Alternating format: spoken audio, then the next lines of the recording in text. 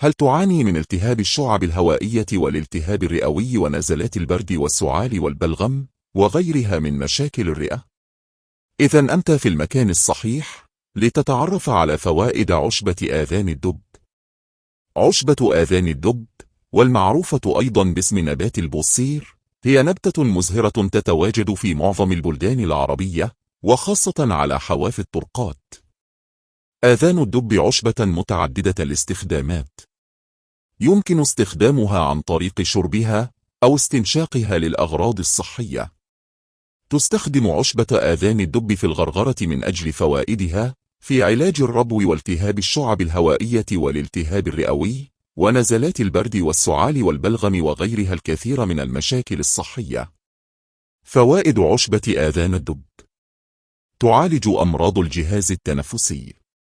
يمكن أن يساعد تناول شاي عشبة آذان الدب في علاج العديد من أمراض ومشاكل الجهاز التنفسي مثل البرد والسعال والتهاب الشعب الهوائية. ويعود الفضل في ذلك إلى خصائصها المضادة للبكتيريا. إلى جانب ذلك، تساعد هذه العشبة على التخلص من المخاط الزائد في الحلق والممرات الأنفية.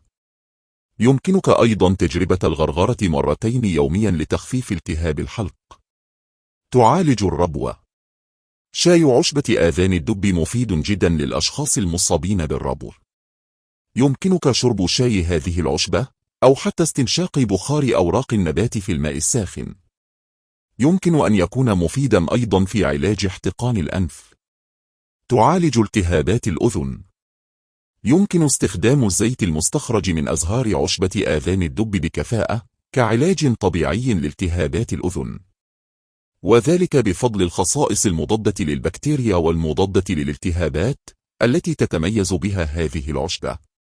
يمكن استخدامها أيضا لتخفيف ألم الأذنين الناتج عن انسداد الجيوب الأنفية. مفيدة للرئتين. يتم استخدام عشبة آذان الدب لتهدئة الرئتين وإيقاف السعال، حيث تعمل كمرخي خفيف للرئتين. تساعد على الإقلاع عن التدخين.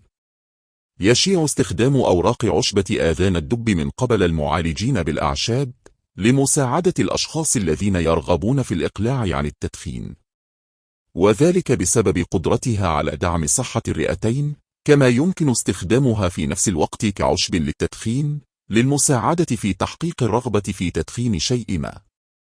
مفيدة للمثانة وللبروستات. يستخدم جذر عشبة آذان الدب أيضا لمعالجة مجموعة متنوعة من مشاكل سلس البول، بما في ذلك سلس البول الإجهادي وسلس الحمل وسلس انقطاع الطمث. يمكن استخدامه أيضا لمساعدة المصابين بالتهاب المثانة وتضخم البروستات الحميد. تعالج الصداع والصداع النصفي. بسبب خصائصها المسكنة والمضادة للالتهابات، تستخدم زهرة عشبة آذان الدب كعلاج للصداع النصفي والصداع. يمكن استخدامها أيضا لعلاج الصداع الناتج عن ضغط الأذن. تعالج تقلصات المعدة وتقلصات الدورة الشهرية. تشتهر عشبة آذان الدب بخصائصها المضادة للتشنج التي تجعلها علاجا طبيعيا لتشنجات المعدة الناتجة عن اضطراب المعدة وكذلك تقلصات الدورة الشهرية. كما أن خصائصها المسكنة والمضادة للالتهابات تخفف الألم المرتبط بهذه الحالات. تعالج مشاكل الجهاز الهضمي. يمكن أن يساعدك شرب عشبة آذان الدب في علاج العديد من أمراض ومشاكل الجهاز الهضمي، مثل الإسهال والإمساك. كما أنه يساعد في التغلب على مشاكل الأمعاء ويساعد الجسم على التخلص من السموم. تعالج مرض السل. قديما كان يتم استخدام مستخلص أوراق عشبة آذان الدب كعلاج لمرض السل. وجدت الأبحاث في القرن الثامن عشر أن عشبة آذان الدب تخفف أعراض العديد من مرضى السل في مستشفى سنت فينسنت في برمنجهام، إنجلترا. كان يعتقد على نطاق واسع أنه إذا تم استخدام هذه العشبة في المراحل الأولى من المرض فإنه يمكن أن تؤدي إلى الشفاء التام. اليوم أظهرت التجارب العلمية والدراسات الطبية أن لعشبة آذان الدب خصائص مقشعة ومضادة للبكتيريا وكلاهما ضروري لعلاج اضطرابات الجهاز التنفسي. تعالج نزلات البرد والإنفلونزا. تتمتع عشبة آذان الدب بخصائص طاردة للبلغم ومضادة للبكتيريا، مما يجعلها علاجا رائعا للإنفلونزا أو نزلات البرد.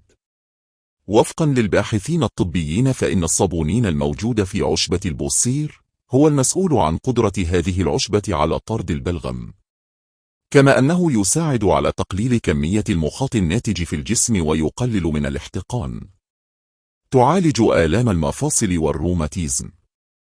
هناك العديد من المراجع التاريخية حول استخدام أوراق عشبة آذان الدب خارجيا على المفاصل المؤلمة والروماتيزمية.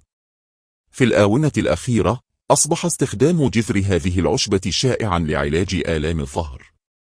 يقول المعالجون بالأعشاب إن جذر عشبة آذان الدب فعال بشكل ملحوظ في علاج مثل هذه الحالات. مضادة للبكتيريا. تتميز عشبة آذان الدب بخصائص مضادة للالتهابات، مما يجعلها مفيدة في علاج الالتهابات. وهذا ما يفسر قدرتها على علاج مرض السل، لأنها تمنع نمو البكتيريا المسببة لهذا المرض. كما وجد الباحثون أن عشبة آذان الدب قادرة على مكافحة عدوى المكورات العنقودية. تعالج الأرق ومشاكل النوم.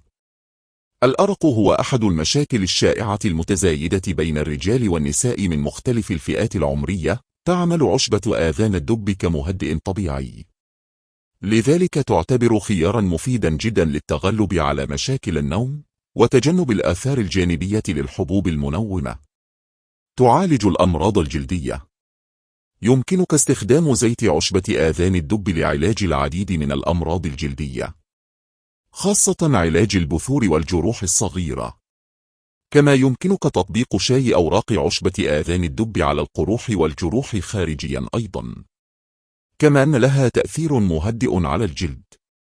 يمكن أيضا استخدام عشبة آذان الدب مع الزيوت العطرية الأخرى. تصبغ الشعر بفعالية. يتم الحصول على صبغة صفراء من الزهور عن طريق غليها في الماء، وتستخدم لصبغ الشعر بلون ذهبي. أضرار عشبة آذان الدب. تسبب تهيج الجلد. يعاني بعض النساء والرجال تهيج الجلد بعد استخدام مستخلصات عشبة آذان الدب، خاصة عند استخدامها موضعيا. تسبب مشاكل في التنفس، وذلك بسبب الوبر الموجود على الأوراق، والذي إذا تمكن من الوصول إلى الحلق يمكن أن يكون ضرا للجهاز التنفسي. قد يحدث هذا عندما لا يتم تصفية شاي هذه العشبة بشكل جيد. يجب تصفية شاي الأوراق أو الزهور بقطعة قماش سميكة ونظيفة لكي يتم التخلص من الوبر. في بعض الحالات عانى الأشخاص الذين استخدموا هذه العشبة من صعوبة في الاستنشاق والتهاب في جدار الصدر. احتياطات استخدام عشبة آذان الدب. يمكن أن يسبب الوبر الموجود على الأوراق تهيج الجلد والجهاز التنفسي. تجنب استخدام هذا النبات أثناء الحمل والرضاعة. الجرعات العالية قد تسبب آلام في المعدة. لا ينبغي استخدام زيت عشبة آذان الدب في قنوات الأذن إذا كانت طبلة الأذن مثقوبة. لا تستخدم عشبة آذان الدب التي تنمو على جوانب الطرق أو مواقف السيارات أو في التربة غير النظيفة، لأن هذه العشبة تتلوث بسهولة بالمعادن الثقيلة.